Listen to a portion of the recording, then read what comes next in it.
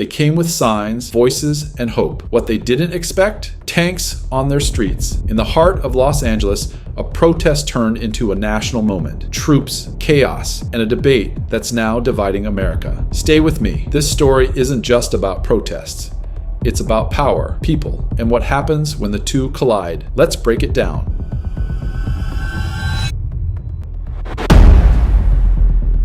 Over the past week, LA has seen a series of escalating protests against federal immigration enforcement, particularly ICE's aggressive crackdown on undocumented families. These demonstrations started peacefully, but things changed, and fast. On Monday, the LAPD reported over 10,000 protesters marching across key intersections in downtown. They carried banners reading, "No more raids, families belong together," and "We are not criminals." While the first day remained largely nonviolent, tension grew by Tuesday. Social media showed clips of ICE vehicles surrounded by crowds. Some protesters laid on the roads, blocking exits. Others chanted for hours outside federal detention centers. Now, here's where it took a turn. On Wednesday morning, the Department of Homeland Security issued a request for reinforcement. That's right, they didn't just ask for more federal officers, they asked for troops. By Wednesday evening, National Guard units were seen entering the city. Some were unarmed, there for logistical control. Others arrived with riot gear. What shocked many was the presence of U.S. Marines, not just the Guard. That deployment caught even city officials by surprise. L.A. Mayor Karen Bass called it a federal overstep. She released a public statement Thursday morning, saying, quote, "Military presence in a city already burdened with tension is not the solution." Meanwhile, Governor Gavin Newsom expressed concern,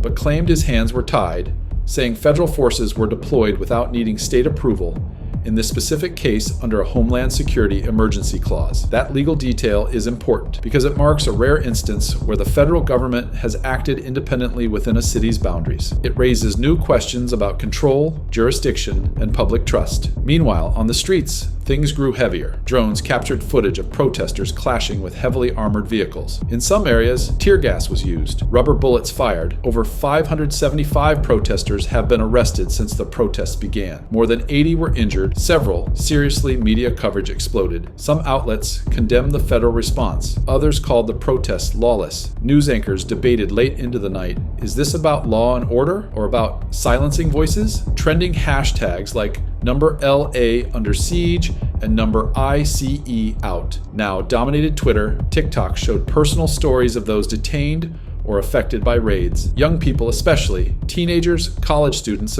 are fueling the viral conversation. Now let's pause, not to rest, but to reflect. The question many are asking is simple. Why LA and why now? The answer lies partly in numbers. California holds one of the largest populations of undocumented immigrants in the U.S. It's also a sanctuary state. Federal authorities have long viewed LA as a resistance hub, but this time, the government didn't just serve warrants or conduct raids quietly. They made it loud, visible, symbolic, and that symbolism matters because it speaks not just to LA, but to every city watching. If it can happen here with soldiers walking city streets, it could happen anywhere. Let's listen to some of the voices driving this moment. One woman, an American citizen with undocumented parents, said in an interview, "I grew up here. My family pays taxes. We're part of this country. Why are we treated like enemies?" Another protester, a high school student, held a sign that read, "Do I have to wear a uniform to not be shot?" That's not just a message about ICE. It's a statement on fear. Fear of power. Fear of being forgotten. But fear isn't the only thing spreading. So is resistance. Organizers have vowed to keep marching. Churches are opening their doors to families. Local nonprofits are working around the clock to provide legal help. In Washington, the divide is deep. Some lawmakers praise the crackdown. Others are demanding congressional hearings. Civil liberties groups have filed lawsuits already, claiming violations of constitutional rights. There are calls to defund ICE. There are also calls to give it more power. The rhetoric is loud, and so are the people. But in the middle of all the shouting on both sides are real lives. Children who haven't seen their parents in days. Workers afraid to leave their homes. Americans wondering if this is what domestic policy now looks like. As of today, the streets of LA are calmer, but tension remains. Barricades still block some intersections. Helicopters still hover, and National Guard trucks still line some streets. Protesters have not gone home, and neither has the fear. So what happens next? Will this spark a national movement? Will it lead to more force or more dialogue? What's clear is this. The Los Angeles protests protests are not just about ICE. They're about visibility, voice, and who gets to live without fear in the country they call home. Thanks for watching. If you believe these stories matter, share this video. Drop your thoughts in the comments. This is a conversation America needs to have. Stay informed, stay safe, and remember, silence helps no one.